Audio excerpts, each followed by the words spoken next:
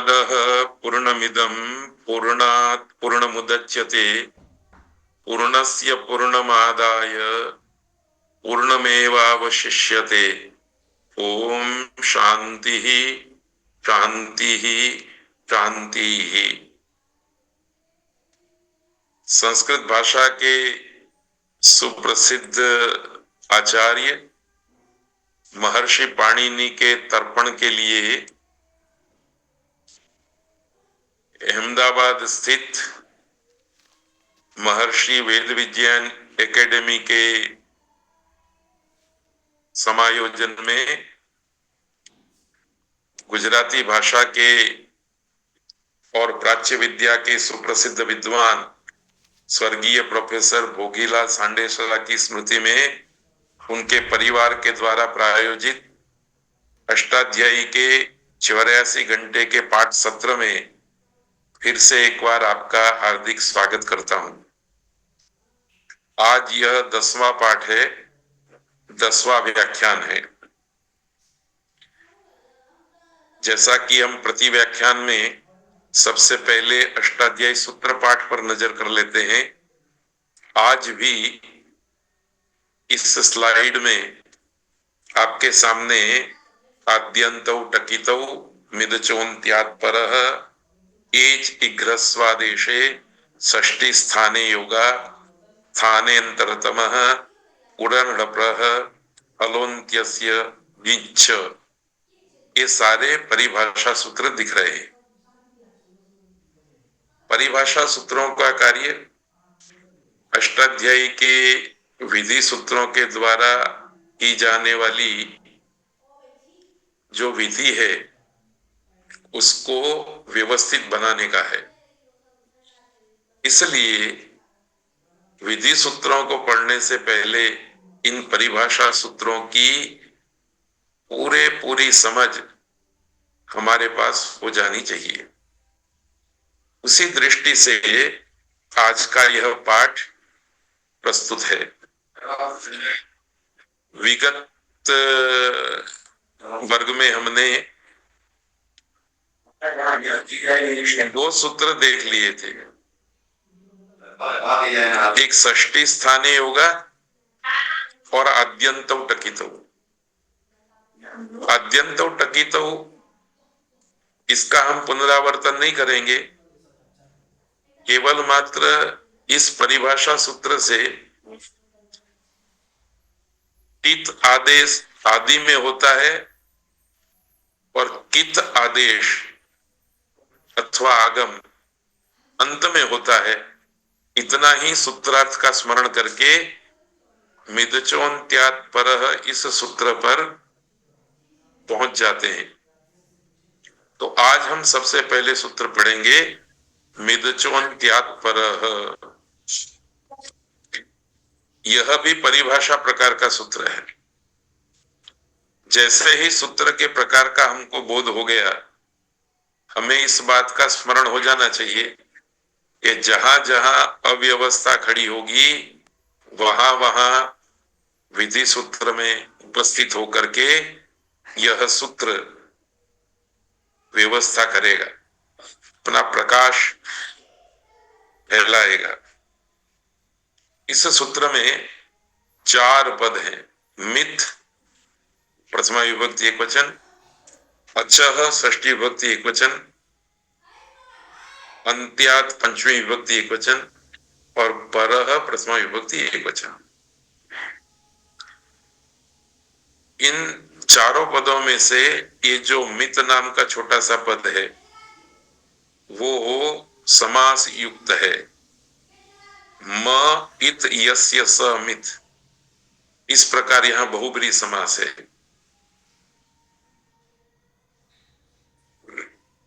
इत यह पाणिनि अष्टाध्यायी की एक संज्ञा है। इसकी है, कैसे होती है इसकी चर्चा थोड़े दिन के बाद हमारे सामने आ जाएगी। अभी हम इतना समझ करके चलेंगे कि म वर्ण की इत संज्ञा हुई है जिसकी उसको मित कहेंगे। अर्थात किसी प्रत्यय में किसी आगम में, किसी आदेश में, किसी धातु में कहीं पर भी म वर्ण आएगा। अंत में, मध्य में नहीं देखना है, आदि में नहीं देखना है, सबसे अंत में। और वह म वर्ण भी हलंत होना चाहिए। तो ऐसा किसी शब्द के, किसी प्रत्यय के, किसी आदेश आगम के अंत में म आता है और उस म की यदि इत संज्ञा हो जाती है तो उस शब्द को, उस प्रत्यय को, उस आगम को, उस आदेश को मित कहा जाएगा। तो ये मित शब्द बहुब्रीहि समास वाला है। इसका सीधा सा अर्थ होगा म की इत संज्ञा वाला। बहुब्रीहि समास के दो प्रकार के अर्थ होते हैं। एक में हम कहते हैं म इत है जिसका, इस तरह से जिसका वगैरह शब्द का प्रयोग करके उसका अर्थ बताते हैं। दूसरा, म की इत संज्ञा वाला, ऐसा वाला शब्द से अर्थ बताते हैं। पीतम अंबरम यस्य स पीतांबरः, पीला है कपड़ा जिसका, इस तरह से एक अर्थ करते हैं। और दूसरा अर्थ करते हैं पीले कपड़े वाला। दोनों में अर्थ की समानता है, अभिव्यक्ति में फर्क है। तो मित को आप दो तरह से कह सकते हैं। म वर्ण की इत संज्ञा हुई है जिसकी, ऐसा जो प्रत्यय है, आगम है, आदेश है, वो मित है। अथवा म की इत संज्ञा वाला प्रत्यय, आगम, आदेश वगैरह वगैरह। तो ये बात हमें पिछले सूत्र में भी बताई गई थी, आद्यंतौ टकितौ में। टकितौ शब्द में टित और कित शब्द का प्रयोग हुआ है। जैसे ये मित है ऐसे ही टित है, ऐसे ही कित है। ऐसे बहुत सारे शब्द अष्टाध्याय में हमारे सामने आएंगे। तो अभी यहीं रुकते हैं। ऐसा ही एक शब्द और आगे आएगा, उस समय भी हम ये चर्चा फिर से एक बार करेंगे। पर मित, पित, कित, इन शब्दों से आपको परिचय पाना है। अभी इस स्तर पर ऐसे शब्दों का अर्थ करना है म की इत संज्ञा जिसकी है वह मित, क की इत संज्ञा जिसकी है वह कित, ट की इत संज्ञा जिसकी है वह टित। इतना अर्थ आपको समझ में आ जाना चाहिए, इतना अर्थ याद रखना है। इस सूत्र में अनुवृत्ति किसी की भी नहीं है, इसलिए सूत्र का अर्थ सूत्र में ही है। मित अंत्यात् अचः परः भवति।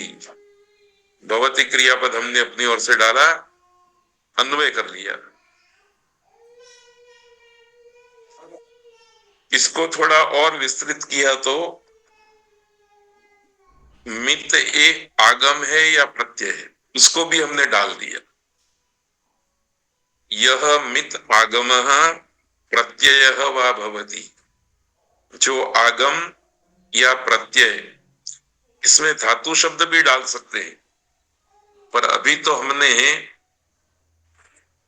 तीन शब्दों को स्मरण करने के लिए आपसे आग्रह किया है, आदेश, आगम और प्रत्यय। इसलिए आगम और प्रत्यय दो ही शब्दों का यहां उल्लेख किया है।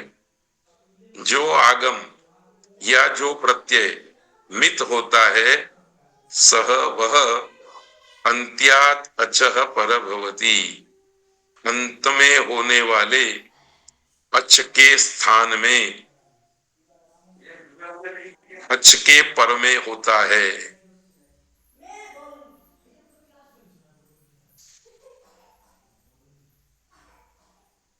इसका अर्थ समझने के लिए थोड़ी बात विशेष कहनी है। अचह पद में षष्ठी विभक्ति है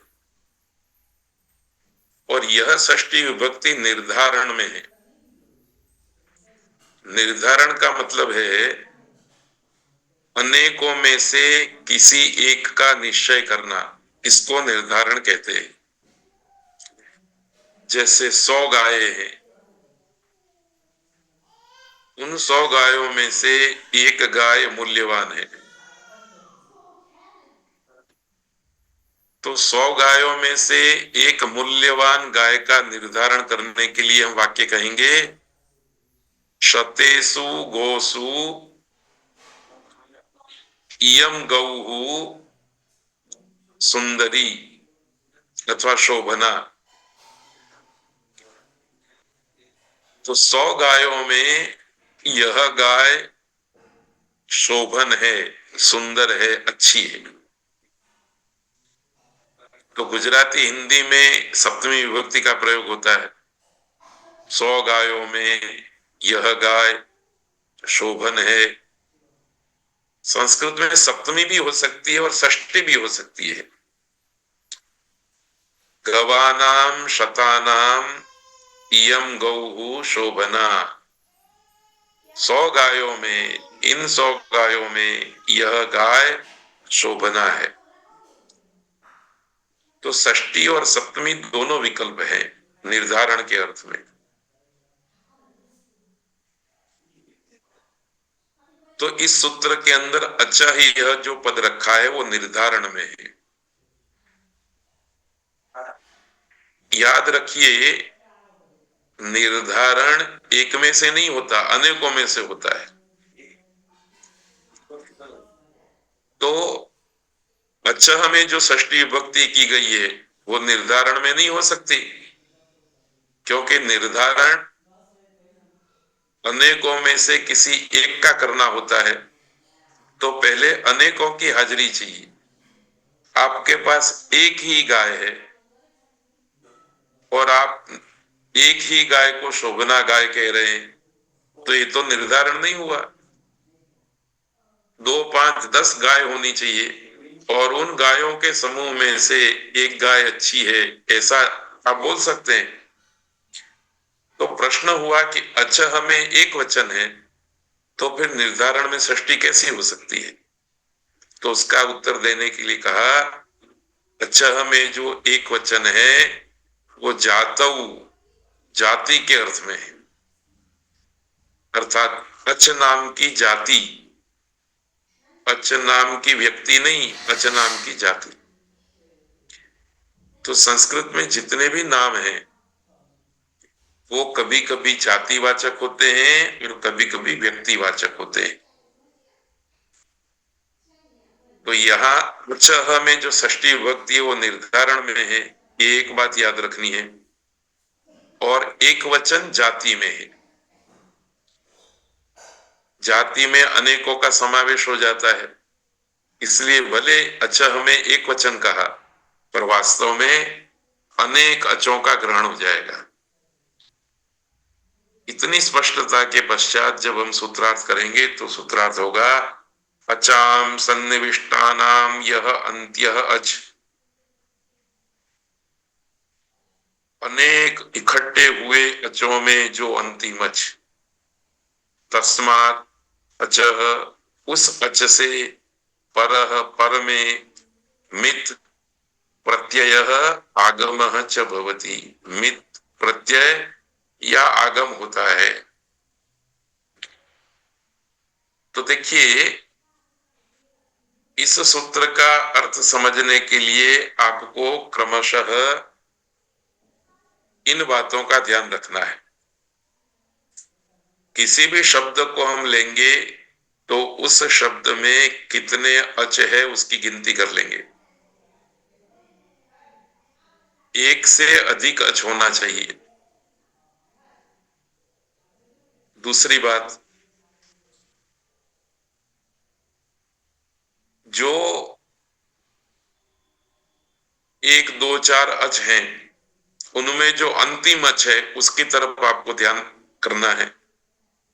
उस अंतिम अच से पर में जो मित आगम है वह, या मित प्रत्यय है वह हो जाता है। इसलिए हिंदी में ये अर्थ लिखा, किसी अवयवी के जितने भी अवयव रूप अच हैं, उन सभी अचों में जो अंतिम अच होता है उसके पर में मित, चाहे वह आगम हो चाहे वह प्रत्यय हो जाता है, मित हो जाता है। कहाँ होता है? पर में। किसके पर में? उसके। उसके किसके? अंतिम अच के। किसका अंतिम अच? किसी भी शब्द का, किसी भी अवयवी का। तो किसी अवयवी के जितने भी अच हैं, उन अचों में जो अंतिम अच होता है उसके पर में मित आगम मित प्रत्यय होता है।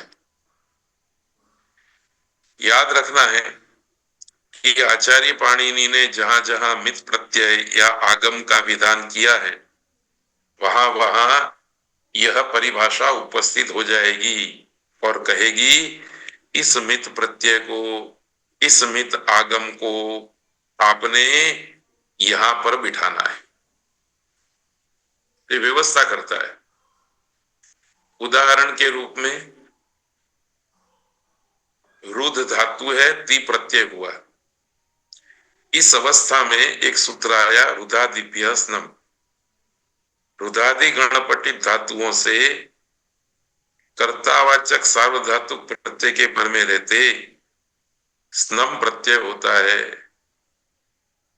तो रुधादिभ्य स्नम सूत्र कहता है कि रुध से स्नम प्रत्यय कीजिए। सामान्य रूप से जब प्रत्यय किया जाता है तो रुध के बाद किया जाता है। जैसे रुध के बाद ती प्रत्यय किया, तो स्थिति ऐसी बननी चाहिए, रुध प्लस स्नम प्लस ती। पर इस सूत्र ने आकर के प्रकाश किया कि भाई देखो, स्नम प्रत्यय है ना, उसमें म की इत संज्ञा होने वाली है। ए श न म, ये जो प्रत्यय समूह है उसमें अंतिम जो म है उसकी इत संज्ञा हो जाए। आगे जो तालव्य श है उसकी भी इत संज्ञा हो जाने वाली है। बाकी रहने वाला है न। तो ये सूत्र आकर के कहता है स्नम प्रत्यय मित है, इसलिए रुद्ध के अंतिम अच अर्थात र में जो उ है उसके पर में स्नम प्रत्यय करना है। तो रू इधर ले लेंगे, स्नम प्रत्यय करेंगे, स्नम में से बाकी रहेगा न, फिर ध तो था ही, ती, ये तीनों मिलकर के रू न ती ऋणथी शब्द बनेगा। एक प्रश्न ये हो सकता है कि रुद्ध में तो एक ही अच है, तो बहुत सारे अचों में जो अंतिम अच है उस अंतिम अच से पर में मितागम होता है। यहां तो ये घटता नहीं है, क्योंकि एक ही ऊ में निर्धारण कैसे करेंगे? तो उस समय आपको पिछले पाठों में हम एक सूत्र पढ़ आए हैं, आद्यंतवद एकस्मिन। आदि और अंत यह व्यवहार एक में भी होता है। ये अतिदेश है। कोई कार्य करने के लिए ऐसी बात जो वास्तव में नहीं है उसको भी मान लेना है। इस प्रकार की योजना पाणिनि व्याकरण में प्रवर्तित हो रही है।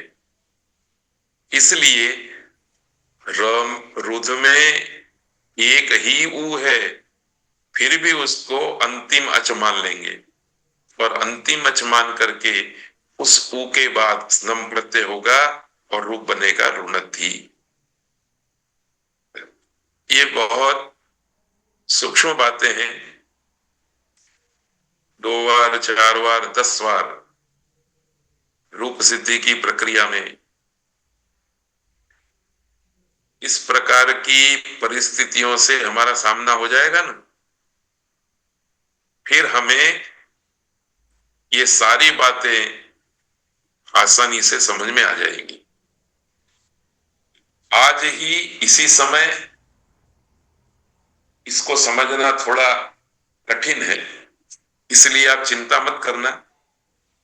आगे के पाठों में हम रूप सिद्धि की प्रक्रिया अर्थात विधि सूत्रों के उपयोग का जब से प्रारंभ करेंगे, विधि सूत्रों को पढ़ना प्रारंभ करेंगे,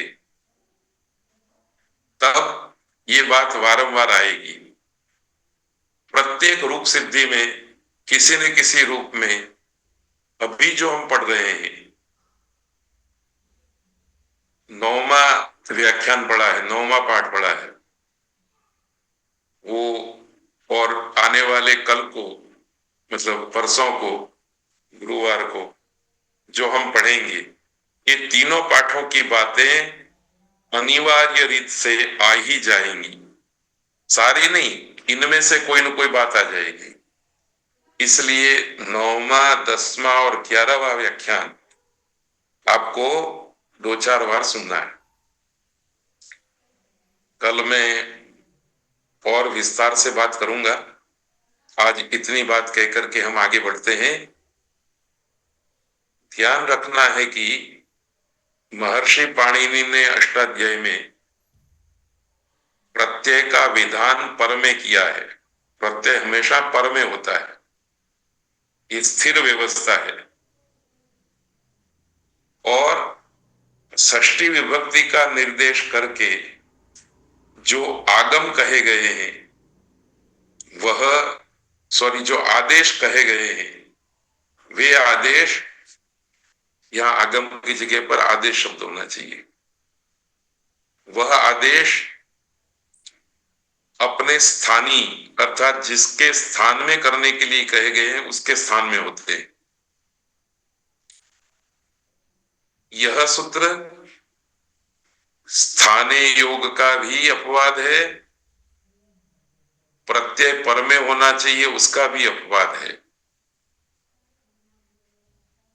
अर्थात सामान्य रूप से प्रत्यय पर में कहा गया है और जितने भी आदेश कहे गए हैं वो स्थानीय के स्थान में कहे गए।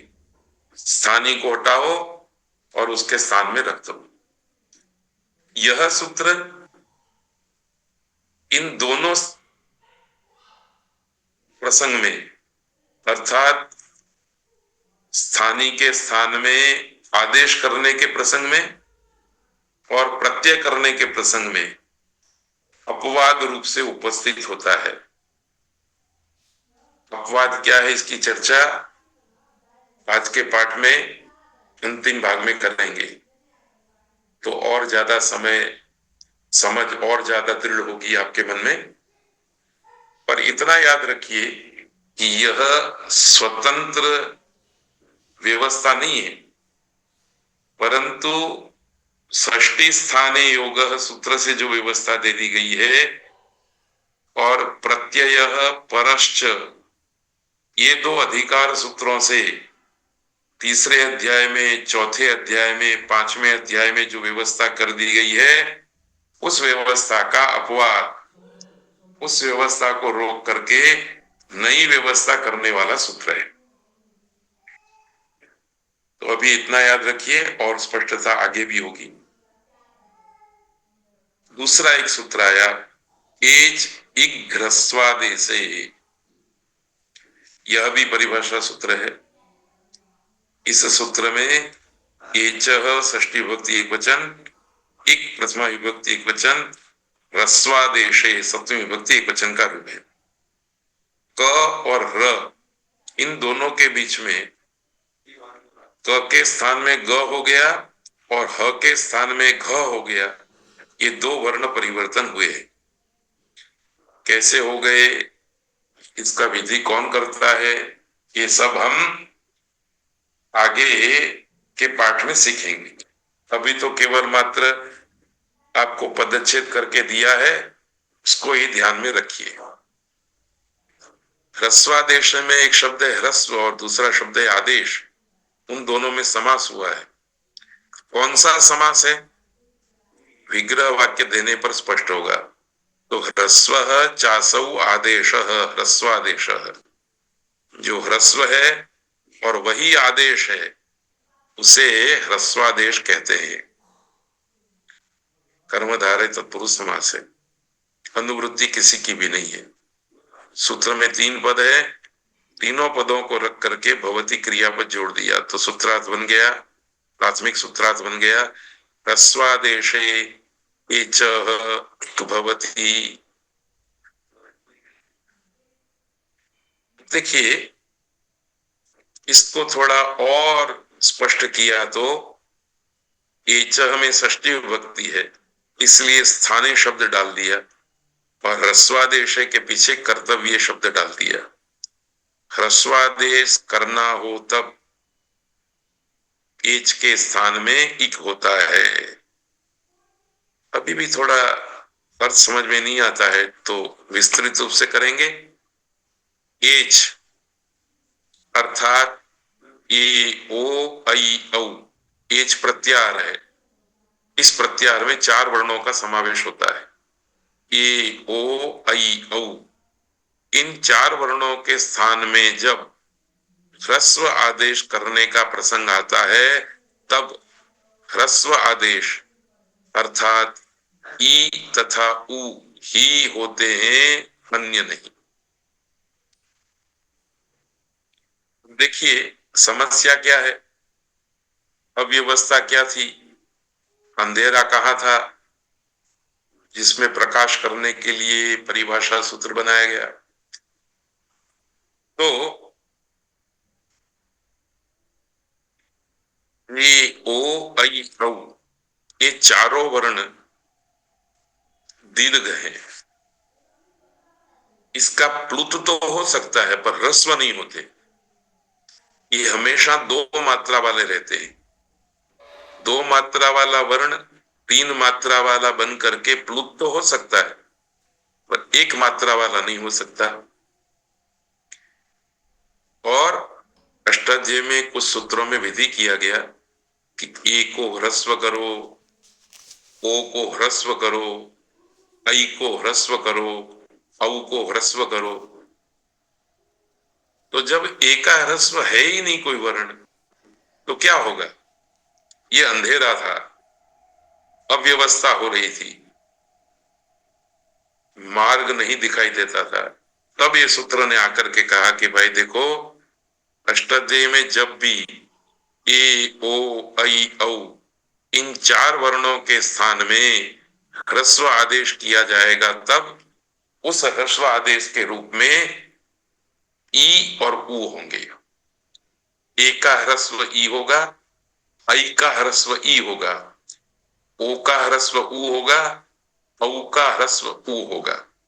तो ई और उ इन्हीं ह्रस्व आदेशों को करना है। एक और अव्यवस्था दिखती थी कि भाई कह दिया ए ओ ऐ औ के स्थान में ह्रस्व आदेश करो तो हम ह्रस्व अ को रख देते क्योंकि अ भी तो ह्रस्व है। तो ए को हटा करके अ रख देते, ओ को हटा करके अ रख देते, ऐ को हटा करके अ रख देते, औ को भी हटा देते और अ रख देते। तो ये ह्रस्व का जो विधि किया गया है वो विधि लागू हो जाता, पर शास्त्रकार यह नहीं चाहते। ऐसी व्यवस्था अष्टाध्यायी के रूप सिद्धि प्रक्रिया में बाधा डालती है, लक्ष्य सिद्धि नहीं करती है।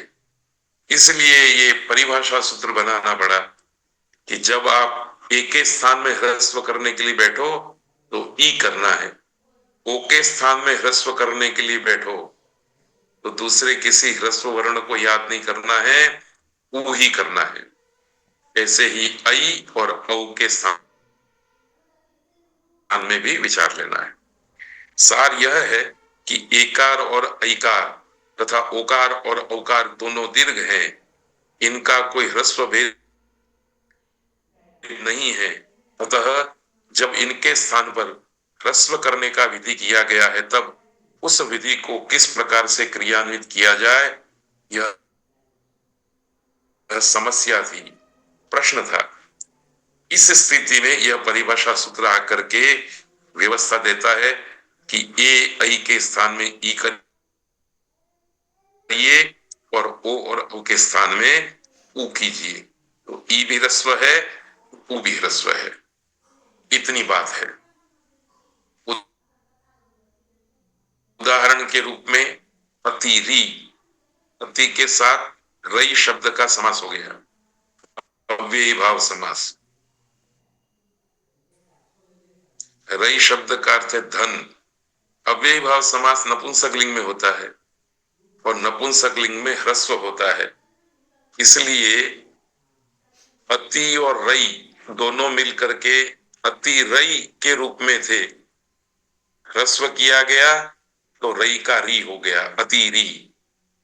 नौ, नौ शब्द का अर्थ नाव है। अति नु, गो गाय का वाचक। उपगु के साथ गो शब्द का समास हुआ, शब्द बना उपगो, पर ये अव्ययी भाव समास है। अव्ययी भाव नपुंसकलिंग में होता है और नपुंसकलिंग ह्रस्व होता है, इसलिए गो का ह्रस्व गु हो गया। तो इस तरह से यहां रई का री, नौ का नु तथा गो का गु होकर के प्रयुक्त शब्द रूप सिद्ध होते हैं। में आगे ध्यातव्य है कि इसके आगे के पंक्तियों का पाठ करूं उससे पहले एक रहस्य की बात आपके सामने प्रकट करना चाहता हूं। संस्कृत भाषा में नपुंसक लिंग में एक भी शब्द दीर्घांत नहीं है। फिर से मैं इस बात को कहता हूं, संस्कृत भाषा में नपुंसक लिंग में एक भी शब्द ऐसा नहीं है जो दीर्घांत हो। आ, ई, उ, री, ए, ऐ, ओ, औ ये सब दीर्घ वर्ण है। इन वर्णों में इन वर्णों के अंत वाला एक शब्द भी संस्कृत भाषा में नपुंसकलिंग में नहीं दिखाई देगा। तो फिर नपुंसकलिंग में कौन से शब्द दिखाई देंगे? दो प्रकार के, एक तो हलन और दूसरे ह्रस्वांत। तो ये भी एक विशेष बात है। ये विशेष बात मैं आपके सामने कैसे कह सका हूं? इसमें मेरा कुछ भी नहीं है। पाणिनि अष्टाध्यायी का स्वाध्याय करते हुए मुझे ये दृष्टि मिली है जो इन छोटी सी आंखों में समग्र संस्कृत भाषा के जगत को देख करके आई है। और इसलिए मैं दावे से कह सकता हूं कि एक भी शब्द ऐसा नहीं है नपुंसकलिंग का जो दीर्घांत हो।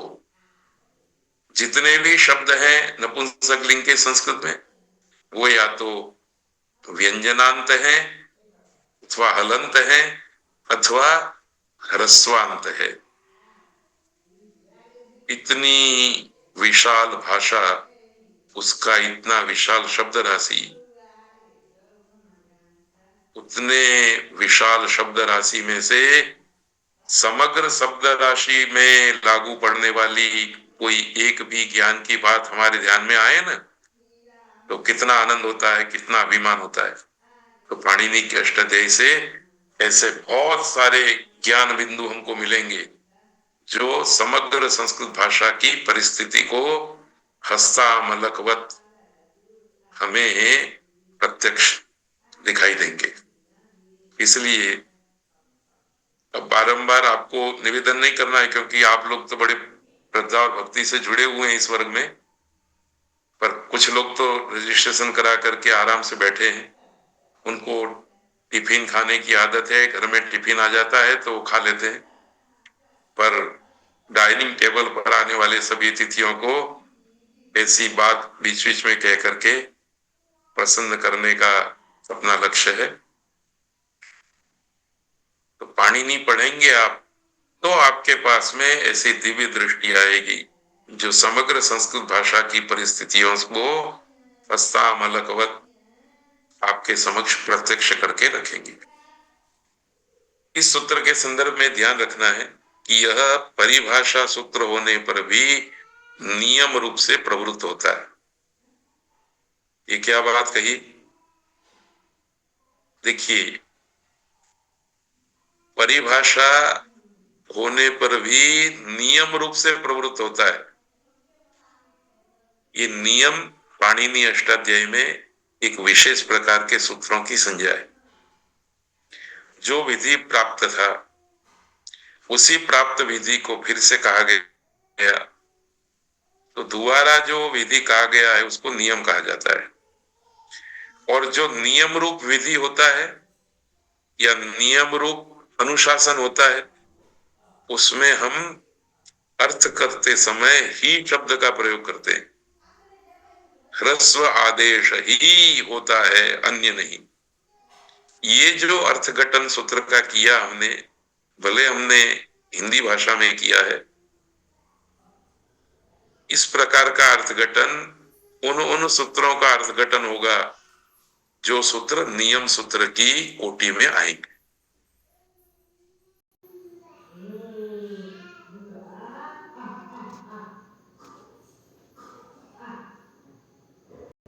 Recording in progress.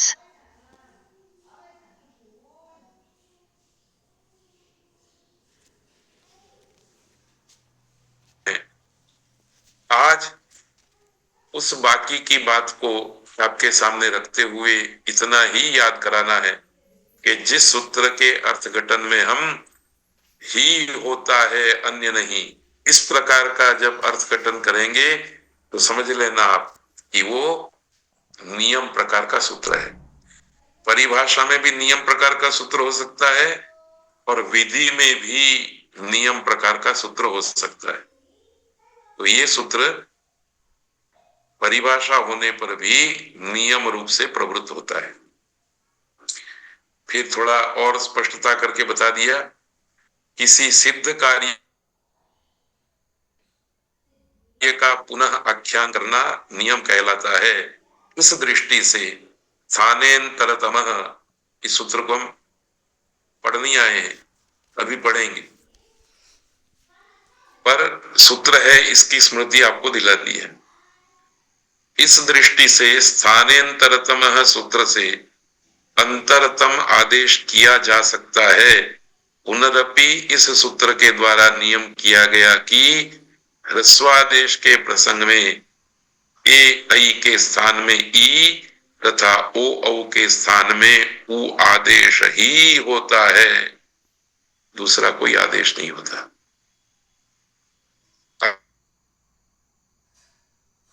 आगे षष्ठी स्थानीय योगा पिछले वर्ग में विस्तार से पढ़ा है, आज केवल पुनरावर्तन कर लेते हैं।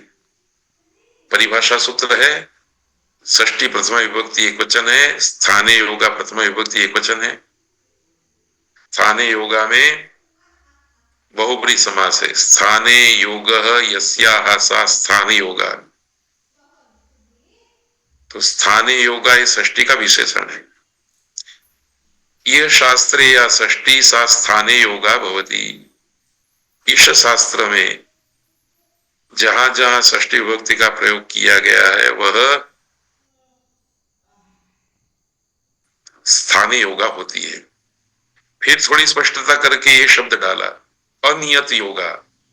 इस शास्त्र में जो षष्ठी अनियत योगा है वह स्थाने योगा होती है, न अन्य योगा। किसी दूसरे के साथ उसका योग संबंध नहीं होता है। इसको फिर हमने इस तरह से समझा था कि इस शास्त्र में जहां षष्ठी विभक्ति का प्रयोग किया गया है वह यदि नियत योगा अर्थात षष्ट्यंत पद का किसी पद के साथ योग संबंध बताया नहीं गया हो तो वह षष्ठी स्थाने योगा अर्थात स्थान के साथ योग अर्थात संबंध वाली समझना चाहिए। अर्थात षष्ठी विभक्ति दो प्रकार की है, एक नियत योगा षष्ठी और एक अनियत योगा षष्ठी। नियत योगा षष्ठी है तो उसका संबंध अर्थ करेंगे इसका, अनियत योगा षष्ठी है तो उसका अर्थ करेंगे के स्थान में। ये सब हम विस्तार से पिछले 9वें व्याख्यान में कह चुके हैं। इस अष्टाध्यायी नामक व्याकरण में प्रत्यय विधि 1, आदेश विधि 2 और आगम विधि 3, इन 3 का विधान किया गया है। इनमें से जिस सूत्र से आदेश विधि किया गया है उस सूत्र में प्रयुक्त होने वाली षष्ठी विभक्ति अनियत योगा होती है, इसलिए उसे स्थाने योगा माननी होती है और उसी के अनुरूप सूत्रार्थ करना होता है। अर्थात x के स्थान में y होता है ऐसा सूत्रार्थ करेंगे। जबकि जिस सूत्र से आगम विधि किया गया है उस सूत्र में प्रयुक्त षष्ठी विभक्ति को नियत योगा होने से स्थाने योगा नहीं मानना है और उसके अनुरूप सूत्रार्थ करना है। तो जहां आगम विधि होगा वहां x को यह आगम होता है ऐसा अर्थ आएगा। ऊपर में कैसा अर्थ आएगा? x के स्थान में y होता है। नियत योगा में क्या अर्थ आएगा? खाली जगह का रिक्त स्थान का यह आगम, रिक्त स्थान को यह आगम होता है। तो को या का अर्थ नियत योगा षष्ठी में रहेगा, अनियत योगा षष्ठी में अर्थ रहेगा के स्थान में। तो ये बात पुनः आपको स्मरण कराती है। विधि सूत्र को हम 2 हिस्सों में बांटेंगे, आगम और आदेश। आगम का एक सूत्र है आर्ध धातु कस्येड वलादे है। यहाँ आर्ध धातु कस्य अने वलादेह में जो षष्ठी है वो नियत योगा है, इसलिए अर्थ करेंगे वलादी आर्ध धातु को अट आगम होता है। आदेश विधि का सूत्र है अस्थिर भू, यह अनियत योगा षष्ठी है, इसलिए सूत्रार्थ करेंगे अस के स्थान में वो आदेश होता है। आदेश होने के कारण हटा करके बैठता है तो पूरा अस चला जाएगा, उसकी जगह पर भू बैठेगा। आगम होने के कारण पास में बैठता है, इसलिए त को यदि भू धात, ये अट लिखा है, गलत लिखा है, इट होना चाहिए। मैं इस पाठ के बाद इसको सुधार भी दूंगा। तो इट आगम तको कहा है, तक के पास आकर के बैठेगा, इत हो जाएगा, जैसे पठित वगैरह शब्दों में हम सुनते हैं। तो ये षष्ठी भक्ति वाला सूत्र भी बहुत ध्यान से समझना है। इसके बाद ये नया सूत्र आज हम पढ़ रहे हैं, स्थानेन्तरतमः। यह भी परिभाषा सूत्र है। स्थाने सप्तमी विभक्ति एक वचन, अंतरतमः प्रथमा विभक्ति एक वचन। समास कुछ भी नहीं है, निवृत्ति कुछ भी नहीं है। सूत्र का अर्थ है स्थाने अंतरतमः भवति। भवति क्रियापद हमने अपनी ओर से डाल दिया, स्थाने अंतरतमः अलग अलग करके रख दिया, सूत्रार्थ हो गया। हम यह चाहते हैं, हम मतलब मैं, कि हमारे सभी प्रतिभागी इसी सूत्रार्थ के द्वारा सूत्र के व्यापक अर्थ को समझने लग जाए। इसलिए मैंने बारंबार ये योजना रखी है। तो ये पाणिनि का किया हुआ अर्थ है, पाणिनि की भाषा है। इसको हम आपकी, मेरी, कालिदास आदि की भाषा में परिवर्तित करेंगे तो क्या होगा? स्थाने प्राप्यमाणानाम आदेशानाम यह आदेशः अंतरतमः अर्थात सदृशतमः स भवति। स्थान में प्राप्त होने वाला जो आदेश है, उन आदेशों में जो आदेश हमें करना है वह आदेश अंतरतम अर्थात सदृशतम होना चाहिए। सदृशतम हो अर्थात किसी एक के स्थान में अनेक आदेश प्राप्त होंगे। फिर से, किसी एक के स्थान में अनेक आदेश प्राप्त होंगे तो स्थिति ये बनेगी, एक को हम हटाएंगे तो एक को ही बिठा सकते हैं, अनेक को कैसे बिठा सकते हैं? एक ही कुर्सी हो, एक साथ 7 अतिथि आ जाए तो क्या किया जाए? अव्यवस्था होगी।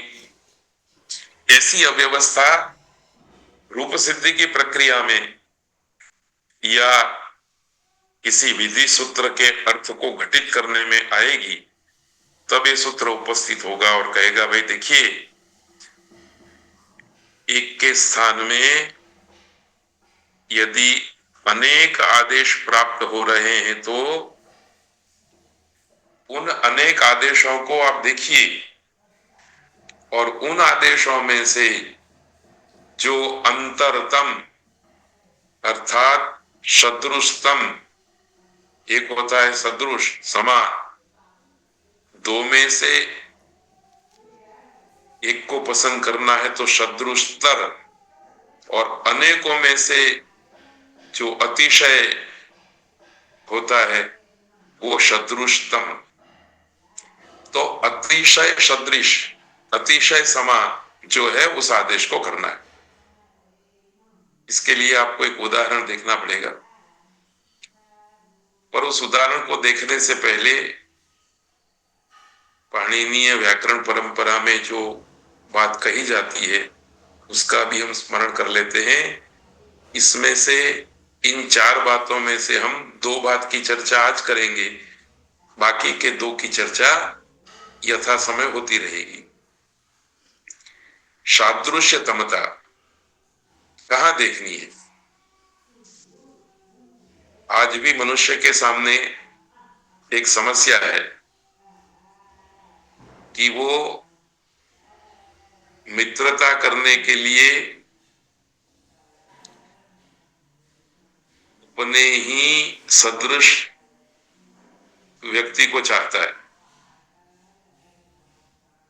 पर आज के मनुष्य को ये नहीं मालूम है कि मैं जिसे मित्र के रूप में चाह रहा हूं उसमें मेरी ऐसी कौन सी बातें हैं जिसकी सदृशता उसमें देखूं। क्या मैं शरीर की सदृशता देखूं, वजन की, हाइट की, रुपये पैसे की, विद्या की? इसलिए इतना बुद्धिशाली मनुष्य होते हुए भी अपने सदृश मित्र उसको पूरी जिंदगी दिखाई नहीं देते। तो ऐसी अवस्था में ये बात याद रखनी है कि मनुष्य मनुष्य के बीच में सदृशता 3 बातों को लेकर के हो सकती है, गुणों को लेकर के, स्वभाव को लेकर के और कर्मों को लेकर के। गुण, कर्म, स्वभाव, इन तीनों को लेकर के सदृशता आप देख सकते हैं। पर आजकल ये तीनों की उपेक्षा हो रही है। एक वस्तु है जिसको सामने रख करके लोग अपनी सदृशता अपने मित्र में देखने का यत्न करते हैं, और उस वस्तु का नाम है पदार्थ। मेरे पास एप्पल का फोन है, जिसके पास एप्पल का फोन है वो मेरा मित्र है। मेरे पास BMW गाड़ी है, जिसके पास BMW गाड़ी है वो मेरा मित्र है। मेरे पास इतना बंगला है, ये है, ऐसा ही बंगला और ये संपत्ति जिसके पास है वो मेरा मित्र है। गुण कर्म स्वभाव की बात आती नहीं है। तो ये बड़ी सूक्ष्म बात है, कभी इस विषय पर इतना काफी है, लंबी चर्चा करने की जरूरत नहीं है। बीच बीच में कुछ ऐसी जीवन से स्पर्श करने वाली बातें भी कह देनी चाहिए, इसलिए कहिए। तो यहां पर भी वृत्तिकारों के मन में बात आई कि सादृश्यतम हमको देखना है तो किससे देखेंगे? तो चार वस्तुओं से सादृश्यतम देखना है, शब्दों में, रूप सिद्धि की प्रक्रिया में। स्थान से, यहां स्थान शब्द का अर्थ है उच्चारण स्थान से। जिन वर्णों का कंठ उच्चारण स्थान है वो एक दूसरे के सदृश कहलाएंगे। अर्थ से, अर्थात शब्दार्थ से।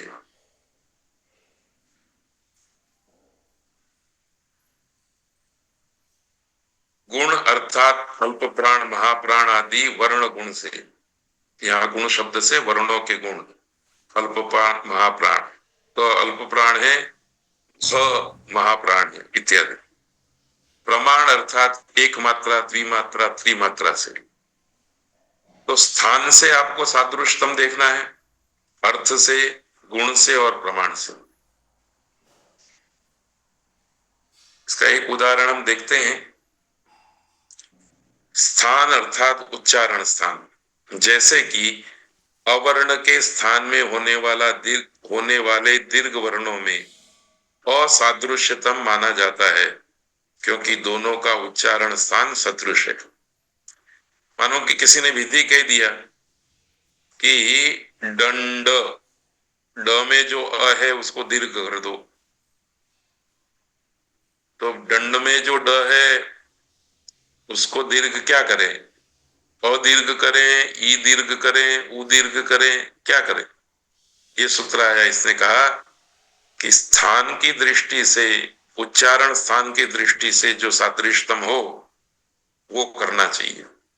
तो अ और आ ये दोनों स्थान की दृष्टि से सादृश्यतम है, इसलिए अ के स्थान में आ होगा। इसी तरह से प्रमाण से भी आपको ह्रस्व के सदृश ह्रस्व और दीर्घ के सदृश दीर्घ देखना है, क्योंकि ह्रस्व ये एक मात्रा का प्रमाण वाला है वर्ण, और दीर्घ ये दो मात्रा प्रमाण वाला वर्ण है। जैसे अम प्लस मई, इस स्थिति में सो शेर धातु दोमह ये सूत्र आता है, और ये दीर्घ का विधि करता है।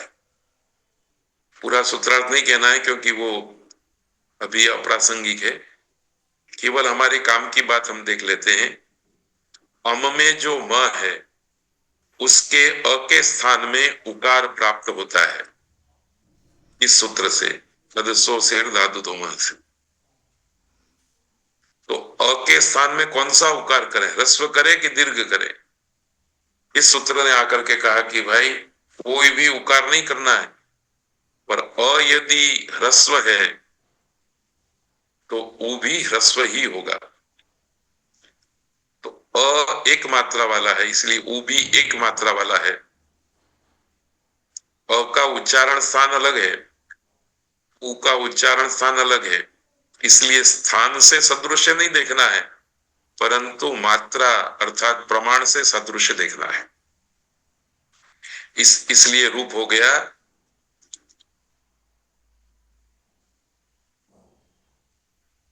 अमुस्मयी, ये रूप होगा अमुस्मयी।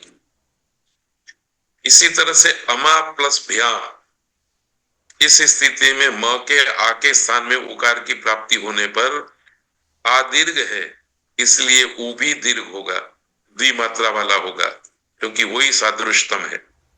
और रूप सिद्ध होगा अमुभ्याम। तो अमुस्मयी और अमुभ्याम एक जगह पर अ के स्थान में ह्रस्व उ, दूसरी जगह पर आ के स्थान में दीर्घ उ, इसी सूत्र से हुआ। इस सूत्र में जो विधि किया गया था उस विधि को लागू करने के लिए स्थानेंतरतम सूत्र ने व्यवस्था दी कि प्रमाण से भी सदृशता देखनी है। किसी के स्थान में आप किसी वर्ण को बिठाना चाहते हैं तो उन वर्णों की प्रमाण के द्वारा भी सदृशता होनी चाहिए। एक मात्रा के स्थान पे एक मात्रा वाला, द्विमात्रा वाले स्थान इनके साथ में द्विमात्रा वाला। तो ये भी परिभाषा सूत्र है। अब एक सूत्र और आया, परिभाषा सूत्र, पूरण रप्रह ऊहु षष्ठी विभक्ति एक वचन, अण प्रथमा विभक्ति एक वचन, रपरह प्रथमा विभक्ति एक वचन। र परो यस्मात् स रपरह, ये रह परो यस्मात् स रपरह, ऐसा थोड़ा अलग अलग होना चाहिए था। र है पर में जिसकी, उसको रपर कहते हैं। ये भी बहुब्रीहि समास है। तो रपर शब्द के दो अर्थ करेंगे। र है पर में जिसकी वह रपर, अथवा र पर में वाला, पर में र वाला, पर में जिसके र है ऐसा। अनुवृत्ति नहीं है, सूत्र का अर्थ है ऊहु स्थाने अण रपरह भवति। ऊहु षष्ठी विभक्ति का है, इसलिए उसका अर्थ करेंगे ऋकारस्य स्थाने अण रपरह भवति। री इस वर्ण के स्थान में जब अण आदेश होगा तब वह अण र पर वाला होगा। अण में तीन वर्ण आते हैं, अ ई उ, इसलिए इस सूत्र को और विस्तृत करते हुए कहा ऊहु अर्थात ऋकारस्य स्थाने विधीयमानः यह अण अर्थात अ अथवा ई अथवा उ सह प्रसज्यमान एव रपरः भवति। इसका हिंदी में भी देख लेते हैं। ऋकार के स्थान में विहित जो अण अर्थात अ ई तथा उ, वह प्रसज्यमान अर्थात होते होते ही र पर अर्थात र पर वाला, अ के बाद तुरंत र और र पर है, ई के बाद तुरंत र इर और र पर है, उ के बाद तुरंत र उर र पर है के रूप में होता है। जैसे कर्ता क्री वत्ता त्री, इस स्थिति में सार्वधातु कार्य धातु कयो सूत्र से क्री प्रत्यय के पर में रहने पर क्री के इक को अर्थात री को गुण प्राप्त होता है। अंतरतम सादृश्य के कारण अगुण होता है, स्थानेंतरतम सूत्र के कारण। पर जब अ होने लगता है उसी प्रसंग में यह सूत्र उपस्थित हो जाता है और कहता है कि इस अ को र पर वाला करो, अर्थात री के स्थान में पर होकर कर्ता रूप सिद्ध होता है। ध्यान रखना है कि जब गुण या वृद्धि का विधि प्राप्त होता है तब रू के स्थान में अंतरतम आदेश के रूप में क्रमशः अ तथा आ होते हैं। रू का गुण होता है अ, रू की वृद्धि होती है आ, और ये दोनों र परे वाले होते हैं। तो रू के स्थान में गुण होगा तो अर, वृद्धि होगी तो आर। आशय यह है कि यह आदेश प्रसज्यमान अर्थात जब री के स्थान में अ या आ होता है तभी हो जाता है। अर्थात रूप सिद्धि की प्रक्रिया में पहले गुण कर लिया अर्थात प कर लिया, फिर उसके बाद र जोड़ा, ऐसा नहीं होता। गुण करते समय ही अ के स्थान में सीधा पर रख दिया जाता है। तो ये अभी याद नहीं रहेगा तो भी कोई चिंता की बात नहीं है। रूप सिद्धि की प्रक्रिया में हम इसको फिर से 2 4 10 बार बता देंगे। अभी आपको ये याद रखना है कि रू के स्थान में गुण होगा तो अर होगा, वृद्धि होगी तो आर होगा। इतना ही नहीं, रू के स्थान में यदि ई का आदेश किया गया तो क्या होगा? ई जो है वो इर के रूप में हो जाएगी। री के स्थान में उ आदेश किया गया तो उर हो जाएगा। जैसे कि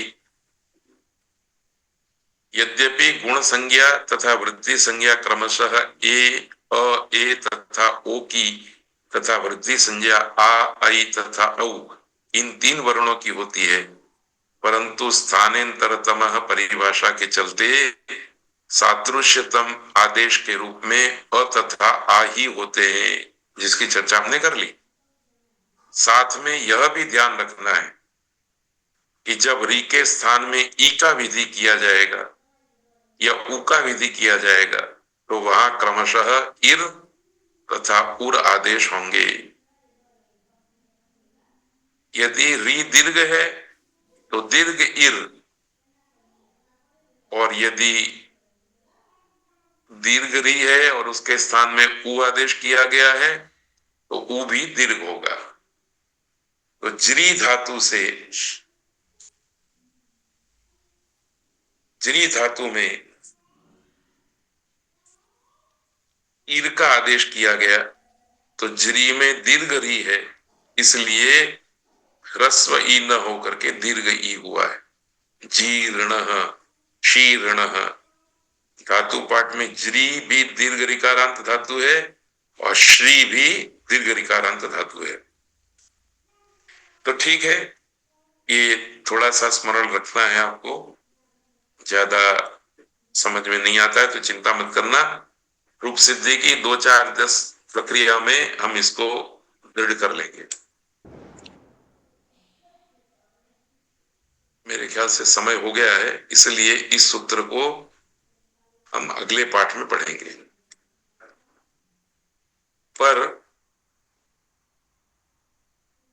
आज जो एक विशेष बात आपको बतानी है वो बता करके आज का पाठ पूरा करेंगे।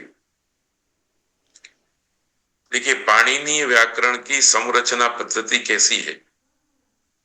तो पहली बात याद रखनी है कि पाणिनीय व्याकरण की संरचना में 2 स्तर है।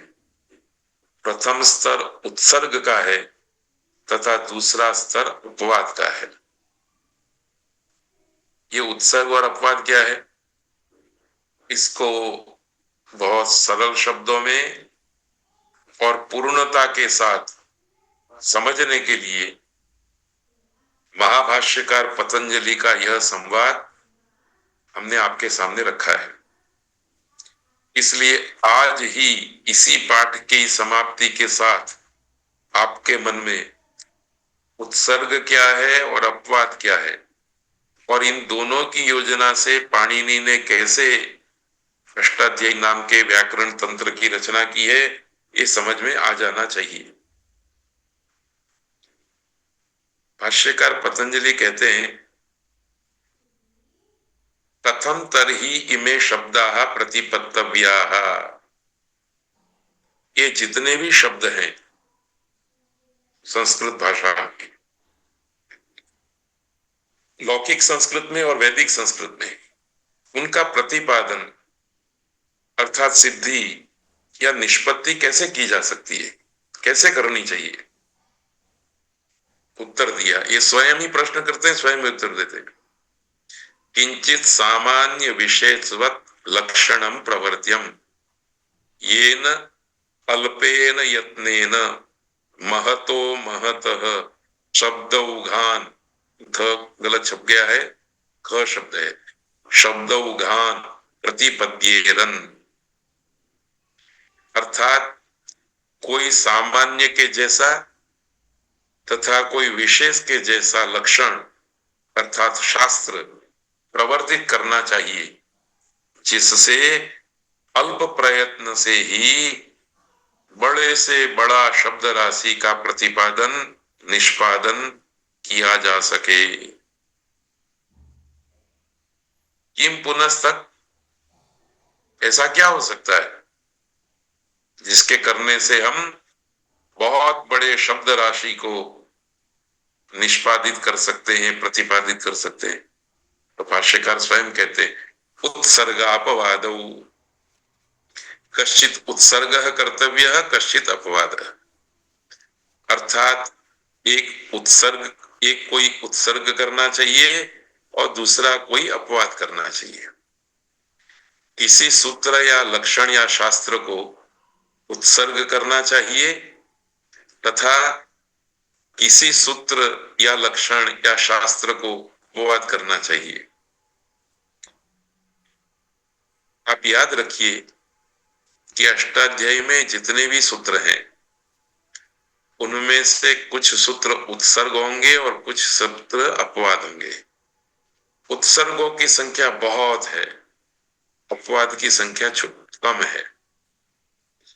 पर पाणिनि ने उत्सर्ग और अपवाद इन दो प्रकार के सूत्र रूपी वाक्यों का उच्चारण करके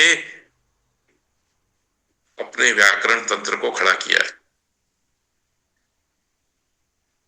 इसमें पाणिनि ने क्या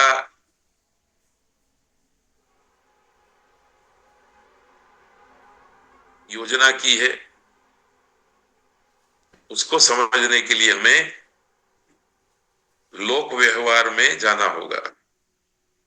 तो देखिए लोक व्यवहार में क्या होता है, मानो कि किसी एक कक्ष में 100 छात्र हैं,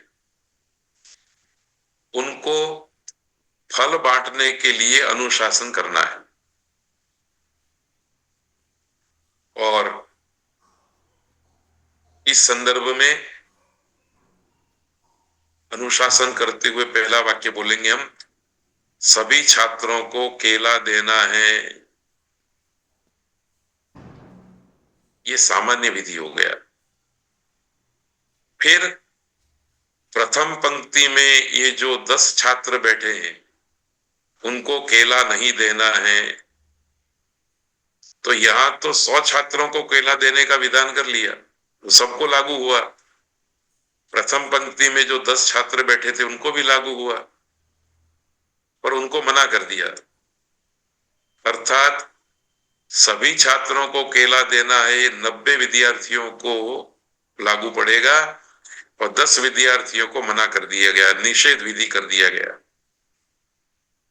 और फिर देना तो सबको है, अनुशासन तो सबका करना है। इसलिए तीसरे वाक्य में कहा कि उन्हें आम देना है, ये विशेष विधि हो गया। तो 90 विद्यार्थियों को केला मिल गया इस पहले वाक्य के विधान से। 10 विद्यार्थियों को केले का निषेध हो गया और निषेध हुआ इसलिए उस निषेध को हटा करके फिर विधि किया गया कि इनको आम देना है, विशेष विधि बन गया। इस तरह से लोक व्यवहार में हम त्रिस्तरीय व्यवहार करते हैं। पहले कह दिया कि पूरे गांव को भोजन कराना है, फिर कहा नहीं नहीं नहीं, ये संस्कृत के प्रोफेसर आए हैं ना, इनको तो कुछ विशेष भोजन कराना है। तो 2 वाक्यों से काम नहीं चलेगा, 3 वाक्यों से काम चलता है कि पूरे गांव को भोजन कराना है, पूरे परिवार को भोजन कराना है, पर दादाजी को भोजन नहीं कराना है। दादाजी को तो फ्रूट जूस देंगे। तो मना भी करना पड़ता है दादाजी को कि दादाजी को भोजन नहीं कराना है। इस प्रकार 100 छात्रों को फल वितरण करने का अनुशासन 3 स्तर पे करना होता है। पहले सामान्य विधि, फिर निषेध और फिर विशेष विधि। पाणिनि ने क्या किया, पाणिनि की दृष्टि से किसी कक्ष में 100 छात्र थे, उन्हें फल वितरण करना था। इस संदर्भ में पाणिनि बोलेंगे सभी छात्रों को केला देना है और फिर के निषेध को निकाल देंगे, बोलेंगे ही नहीं, सीधा कह देंगे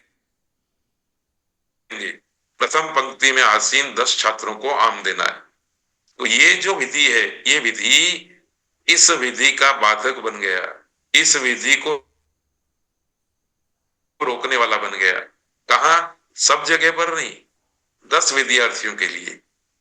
तो पाणिनि ने पहले सभी को लागू पड़े ऐसा विधि कहा हो, बाद में उसमें से कुछ को निषेध के रूप में ला दिया हो, और फिर जिसके लिए निषेध किया है उसके लिए विधि कहा हो। ऐसी 3 स्तरीय रचना नहीं रखी, पाणिनि ने 2 स्तरीय रचना रखी है। पहले में सामान्य विधि और दूसरे में विशेष विधि। ये विशेष विधि 2 अर्थ लेकर के बैठता है कि 10 छात्रों को केला नहीं देना है, परंतु 10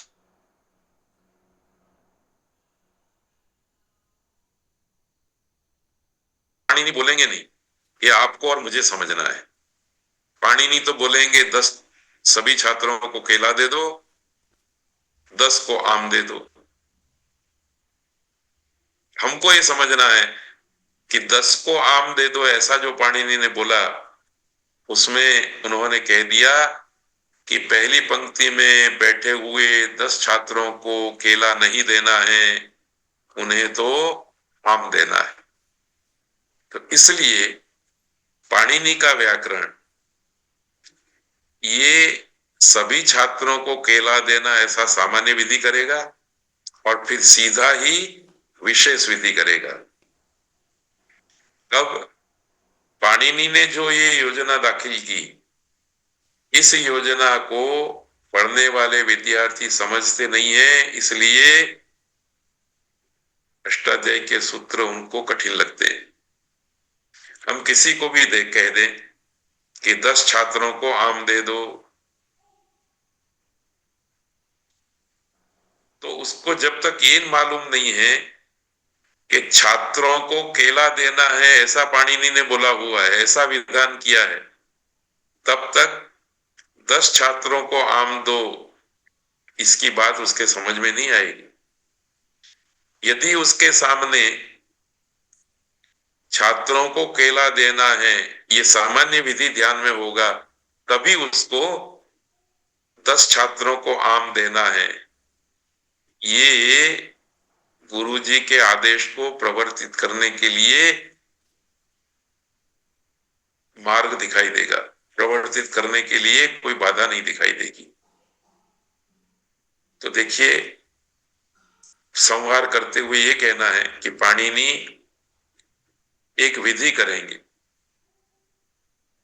जैसे 100 छात्रों को फल देने का विधि कर दिया, केला देने का विधि कर दिया, फिर उनमें से 5-25 विद्यार्थियों का निर्देश करके इनको आम देना है ऐसा कह देंगे।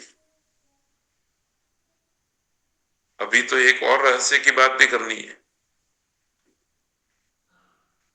कि 10 छात्रों को आम देना, इसमें से 3 विद्यार्थियों को आम पसंद नहीं, इसलिए उनको 3 को चीकू देना है। तो क्या करना पड़ेगा? फिर एक निषेध सूत्र करना पड़ेगा, इन 10 में से 3 को आम नहीं देना है। फिर एक विधि करना पड़ेगा, इन 3 को चीकू देना है। तो ये जो विधि निषेध विशेष विधि का जो लंबा व्यवहार था वाक व्यवहार में, उसको उन्होंने 2 में ही सीमित कर दिया। पाणिनि के वचन या तो सामान्य विधि होंगे या तो अपवाद विधि होंगे। बस अपवाद को पढ़ते हुए भी आपको सामान्य विधि का ध्यान रखना है, और सामान्य विधि पढ़ते हुए भी इस बात की जिज्ञासा रखनी है, इस बात को जानने की इच्छा रखनी है कि इसका कोई अपवाद है कि नहीं। यदि आपने इस बात को ध्यान रख लिया तो पाणिनि व्याकरण आपके लिए अत्यंत सरल हो जाएगा। किसी भी रूप सिद्धि की प्रक्रिया में आपको कोई बाधा नहीं हो। तो इतना कह करके आज का पाठ हम पूरा करते हैं। सब लोगों का धन्यवाद, सब लोगों को सादर प्रणाम। अब हम गुरुवार के दिन सायंकाल इसी समय में मिलेंगे। तब तक सब लोगों का धन्यवाद है, सब लोगों को प्रणाम है। नमस्ते। प्रणाम सर।